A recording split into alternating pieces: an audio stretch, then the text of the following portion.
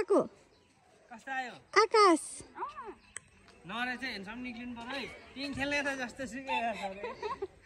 पिङ खेल्ने कहाँसम्म पुगेको म त त्यो पनि कस्तो चिउ चिउ भएको नि रिया तपाईलाई त्यस्तो भएन भयो नि चिउ चिउ भइरहेको छ खै हो मान्छे हरायो त यस्तो गर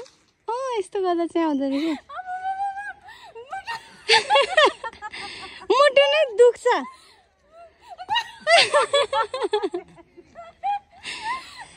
यो रिया कहाँसम्म उडेको हेर्नु न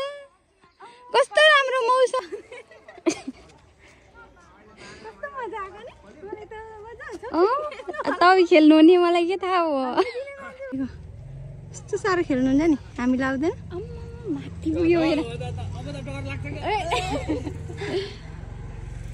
यस्तो राम्रो बादल हेर्नु न यहाँ